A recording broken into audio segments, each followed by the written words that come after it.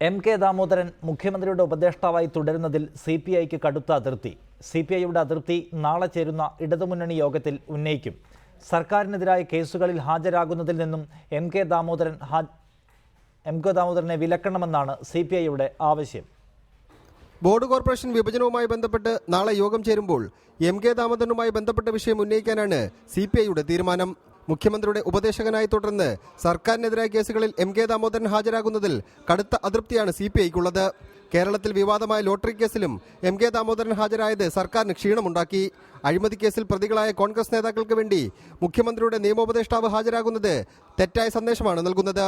മുന്നണിയും സർക്കാരും അഴിമതിക്കെതിരെ കടുത്ത നിലപാട് സ്വീകരിക്കുമ്പോൾ കെ ദാമോദരന്റെ നിലപാട് സംശയത്തിനിട നൽകും. മികച്ച രീതിയിൽ മുന്നേറുന്ന സർക്കാരിന്റെ പ്രതിച്ഛായയെ ഇല്ലാതാക്കുന്നതാകും കെ ദാമോദരന്റെ പ്രവർത്തനങ്ങളെന്നും CPI നേതാക്കൾ വിലയിരുത്തുന്നു. കെ ദാമോദരനെ ഇത്തരം കേസുകളിൽ ഹാജരാകുന്നതിൽ നിന്ന് വിലക്കുകയോ മുഖ്യമന്ത്രിയുടെ ഉപദേശക സ്ഥാനത്ത് നിന്ന് മാറ്റുകയോ ചെയ്യണമെന്ന് CPI നേതൃത്വം CPIM നേതാക്കളെ നാളെ അറിയിക്കും.